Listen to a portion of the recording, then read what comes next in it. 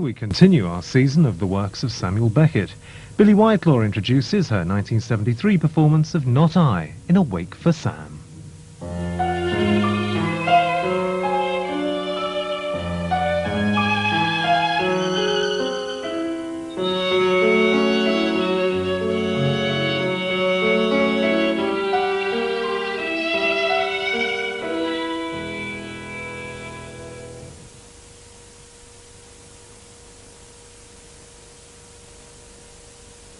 I can't imagine what it looked like. I know it sounds silly, but I wish to God I could have gone out front and seen that, because the Royal Court's quite a big theatre, and my mouth, although is not small, but for that's all there was on the stage. My mouth lit up by one little light and a shadowy figure in the corner.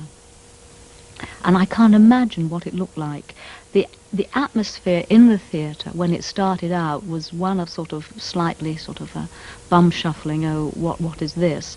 And as it went on, and as there was no escape, because we killed all the lights, we broke all the rules, and took the light bulbs out of the exit lights, and took the light bulbs out of the ladies' loo lights, because people tried to escape into the loo to get away from this relentless mouth that wouldn't let go. Plenty of writers can write a play about a state of mind, but he actually put that state of mind on the stage in front of your eyes, and I think a lot of people recognized it. I recognized it when I first read it at home. I just burst into tears because I recognized the inner scream. Perhaps that's not what it is, I don't know, but for me that's what I recognized, an inner scream in there and no escaping it. He was so demanding, in as much that he was so meticulous. If you said an O instead of an R, or an and instead of a something else, from the stalls, you'd say, "Oh Lord," or "Oh," or you'd see his head going down into his hands. But because I knew he was radiating love and he cared and he wanted you to be perfect, and it's not possible, but he wanted you to be perfect, it didn't upset me. Anthony Page and he were working together on the piece, and then when we'd finished working in the theatre, we only worked half days, and he would come home with me, and we'd sit, and we'd talk very quietly, and these pale blue eyes that you could see right through, and we would start, without saying anything to each other, we'd just start. Perhaps we walked in, and we'd go out into this world, tiny little thing before its time, godforsaken hole.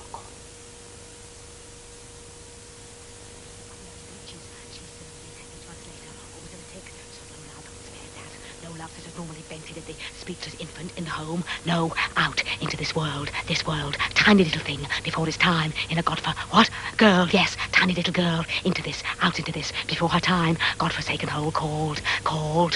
No matter, parents unknown, unheard of, he having vanished, thin air, no sooner buttoned up his breeches, she similarly, 8 months later, almost at the tick, so no love, spared that, no love such as normally vented on the speechless infant in the home, no, nor indeed for that matter, any of any kind, no love of any kind, at any subsequent stage, so, typical affair, nothing of any note till coming up to 60 when, what, 70, God, coming up to 70 when, wandering in a field, looking aimlessly for cowslips to make a ball, a few steps, then stop, stare into space, then on, a few more, stop and stare again, so on, drifting around, when suddenly, gradually, all went out, all that early April morning light, and she found herself in the...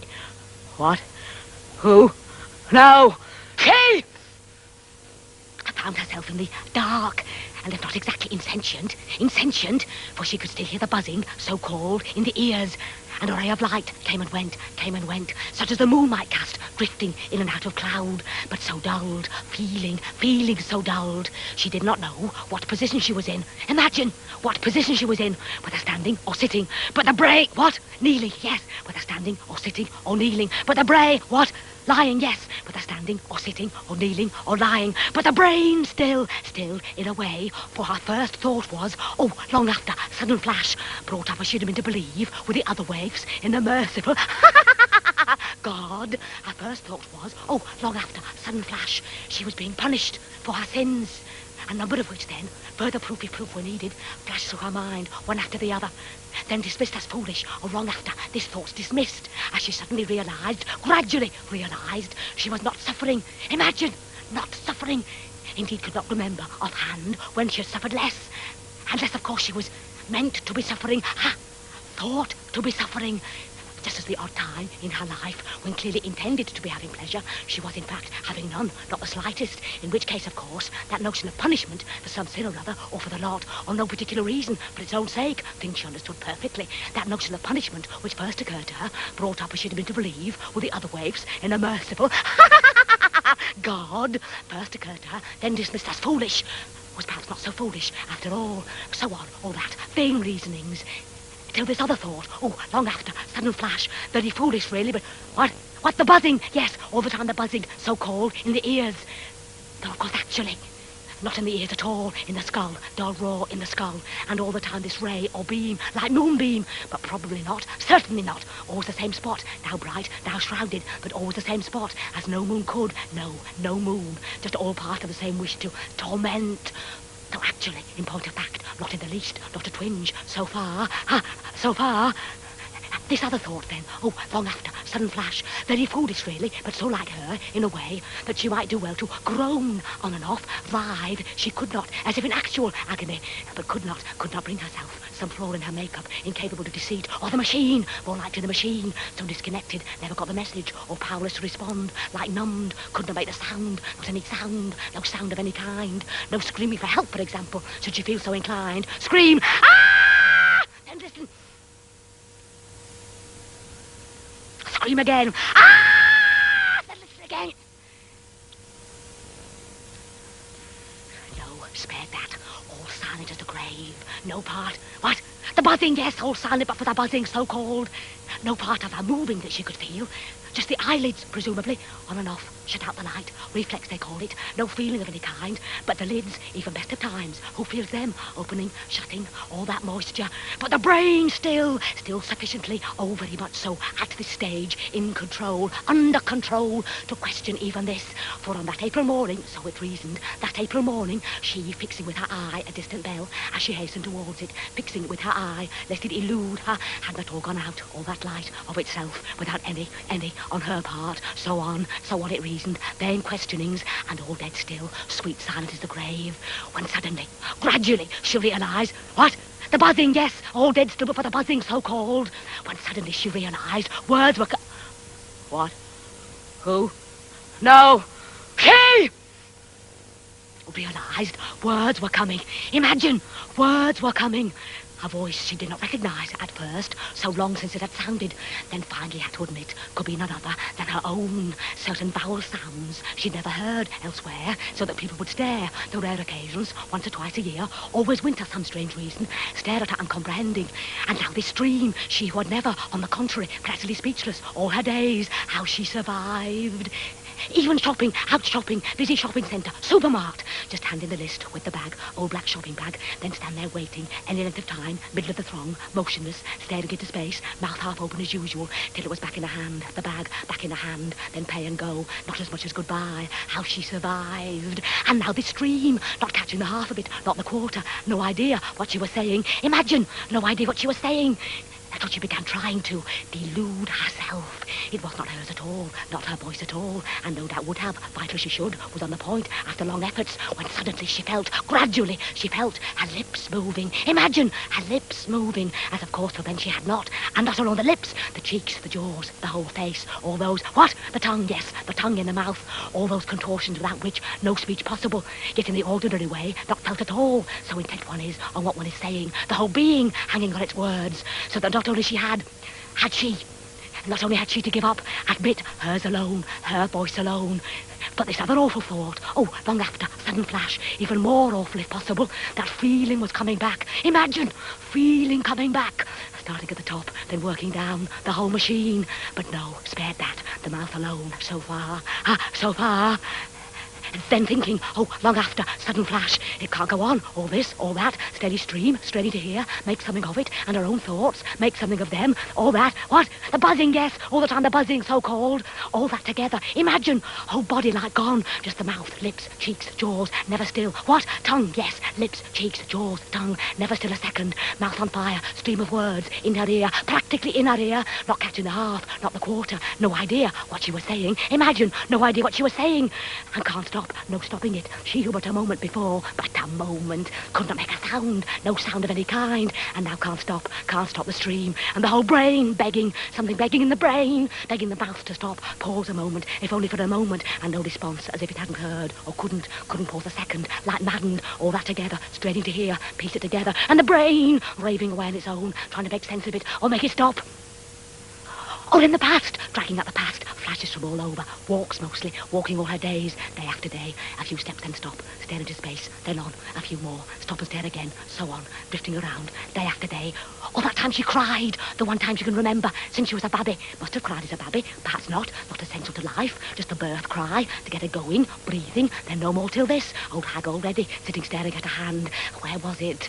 Croker's Acres, one evening on the way home, a little mound in Croker's Acres, dusk, sitting staring at her hand, there in her lap, palm upward, suddenly saw it wet, the palm, tears presumably, hers presumably, no one else for miles, no sound, just the tears, sat and watched them dry, all over in a second, or grabbing at the straw, the brain, flickering away on its own, quick grabbing on, nothing there, on somewhere else, so on, as bad as the voice, worse, as little sense, all that together, can't, what? The buzzing, yes, all the time the buzzing, dull roar like falls, and the beam, flickering on and off, starting to go around, like moonbeam, but not, all part of the same.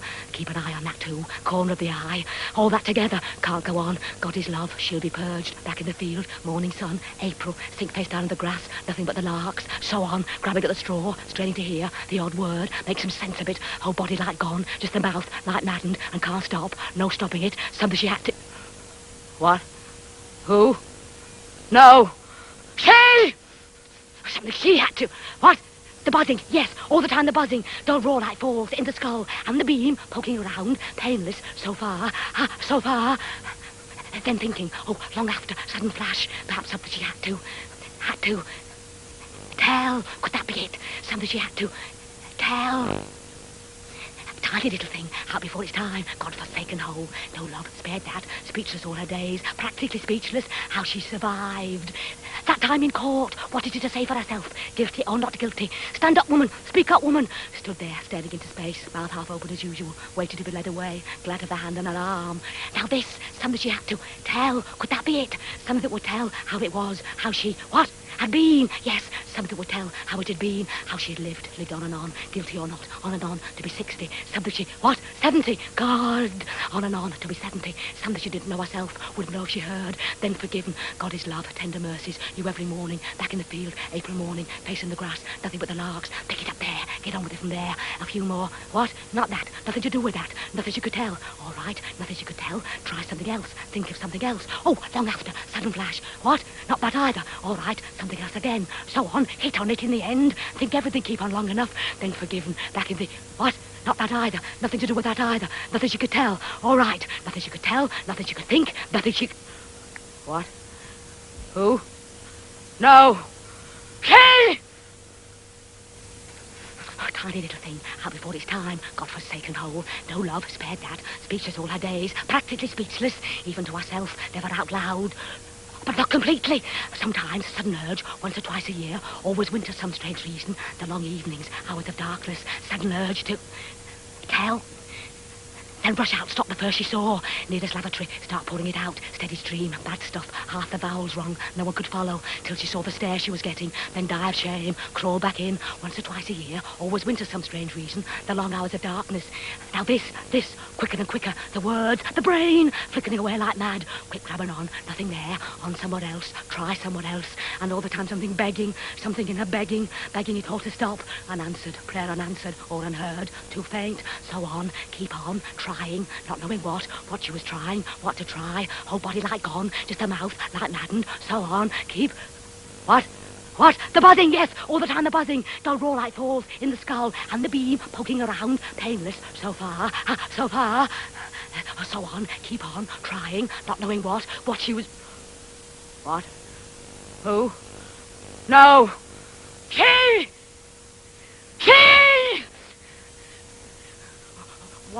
What she was trying, what to try, no matter, keep on, hit on it in the end, then back, God is love, tender mercies,